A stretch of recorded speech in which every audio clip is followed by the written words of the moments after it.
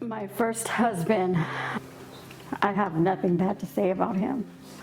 He was perfect husband, perfect father. 2005, he passed away. And that was hard. That was so hard. I was a mother of 4. And our daughter, who was the baby, was only 5 years old, got remarried. And just like any other relationship, the honeymoon was fantastic. Kisses, hugs. It was great. By 2016 is when my nightmare started. If I said no to anything that he wanted, he would break my furniture, throw my pots and pans, break windows, whatever he got his hands on. And then it started progressing to pushing. I always said I was married to the devil. He was. The abuse escalated to throwing me across the room, grabbing my head, slamming it against the wall. He threw me across the room, the living room, and when I landed wrong. So I broke my right ankle. He dropped me off at urgent care. And before he left, he's like, if you tell them anything, I'm gonna kill you. I wasn't even me anymore. I was feeling worthless. I was feeling not enough. He controlled what I ate, when I ate, how much I ate. He controlled how I dressed. He controlled how my hair was to look. I was in bed. There was a knock at my door at like about in between 2 o'clock and 3 o'clock in the morning. It wakes me up. I answer. It's the sheriff's department. They are looking for my husband. They handcuffed him, put him behind the car, and took him to jail. So 2 other officers stayed behind. The only thing they kept on saying over and over, do you realize who you're married to? Do you know what kind of man he is? I had no idea what was going on. My world, my whole world just was spinning out of control. Finally, the sheriff told me, your husband has been molesting your daughter. And he is a registered sex offender. I fell. My world, this pain that I can't even describe. The loss of my first husband was deep, but this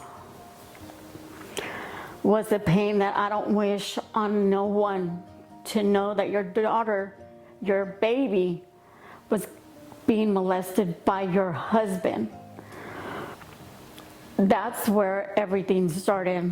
That's where I started drinking, doing drugs, but I didn't know how to leave. I didn't know how I was going to do it. But he always, whenever I would try to leave, he would tell me, if you leave me, I'm going to kill you. And I believed him. I believed him. There was no doubt. Really nice social worker, her name was Angela, and she told me about Shepherd's Gate. And so I called. I got here to Shepherd's Gate. I felt excited. I came here with the feeling of just exhaustion. I was tired emotionally, physically, spiritually, mentally. I was drained. Once I got into the program, it was a lot of hard, extremely hard work. You don't realize how hurt and drained this one person could make you feel. So there was a lot of work that I needed that I didn't realize I needed. When I was with my husband, I was running away from God, and I was living in darkness. Shepherd's Gate has helped me to see the light. Now I run to God and want God in my life. I'm not alone. I am not alone now. It has been over almost close to 30 years since I've stepped in a classroom, and just the words of encouragement, you got this, go do it, you got this. You know, at my age now, it's so different. It's like night and day. Now I look forward to going to school. I get up happy because I'm going to class. And the girls here wrote me a paper, and I have it on my binder. I see it every time I go to class.